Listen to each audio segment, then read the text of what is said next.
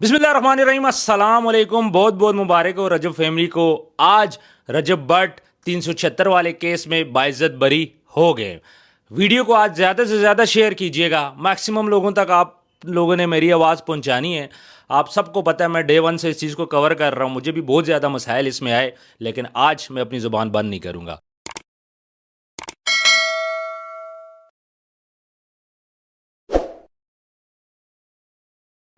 रजब भट्ट, मांडोगर, जहांगीर, जवाद, सबके नाम इस पर्चे में से निकल चुके हैं। सारे के सारे बेगुनाह साबित हो गए हैं।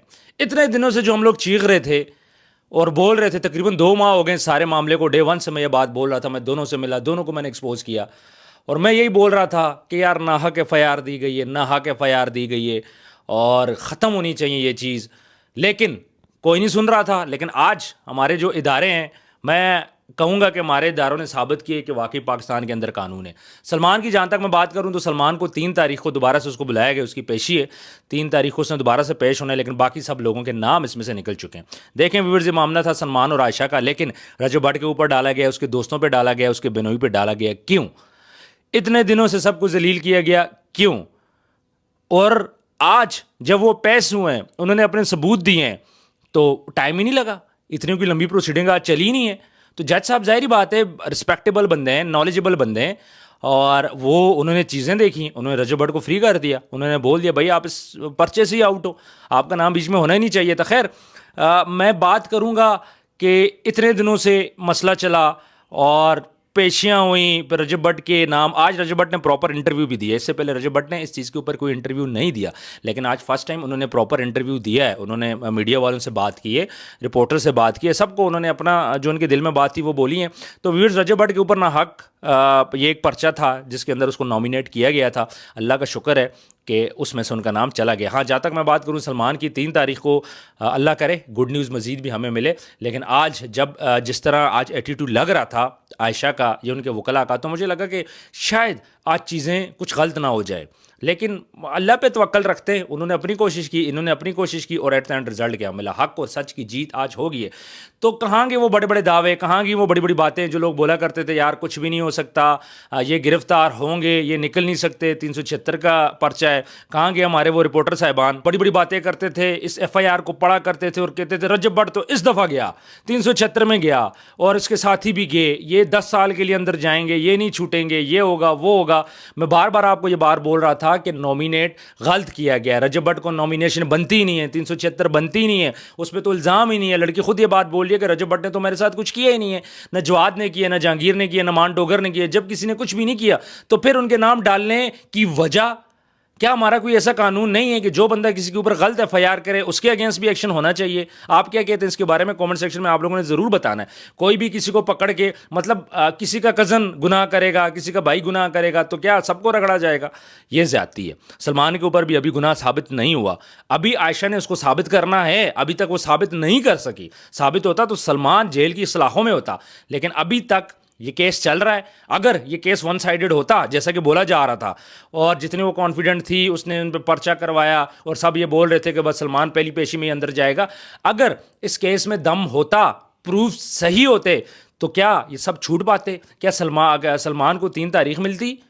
मैं ये कहना चाह रहा हूं कि ना वो प्रूफ थे, वो सिर्फ मीडिया के ऊपर प्रूफ थे कि मेरे पास ये प्रूफ है, मैं अदालत में दिखाऊंगी, मेरा मेडिकल करा दो। ये सब बातें की बातें थी।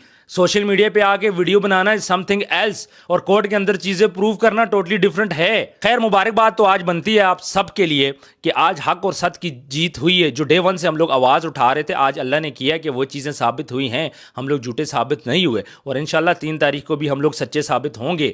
अदालतों में ऐसा नहीं होता कि आप आके बयानात दो और फिर वहाँ से आप बोलो किस बंदे को मैं अंदर कराऊंगा, फलाना कराऊंगा।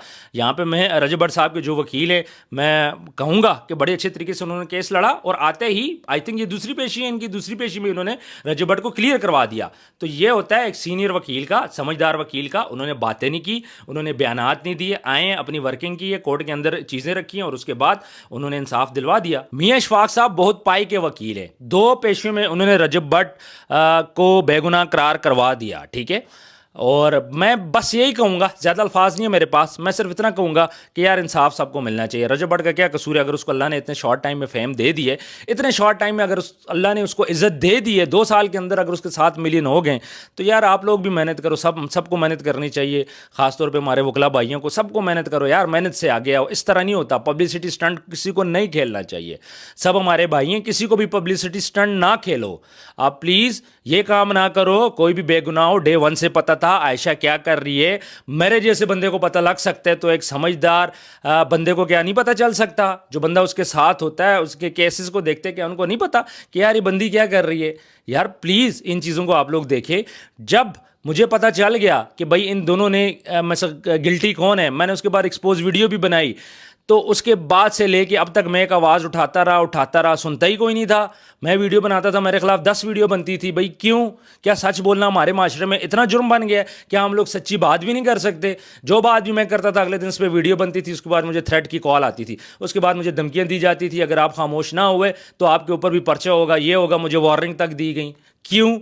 کیا سچ بولنا یہاں پہ گناہ ہے؟ خدا 50 ویڈیو بناؤ, مسئلہ نہیں ہے. ہم لوگ ایک ویڈیو بنا لیں تو آپ لوگوں کو تکلیف سٹارٹ ہو جاتی ہے.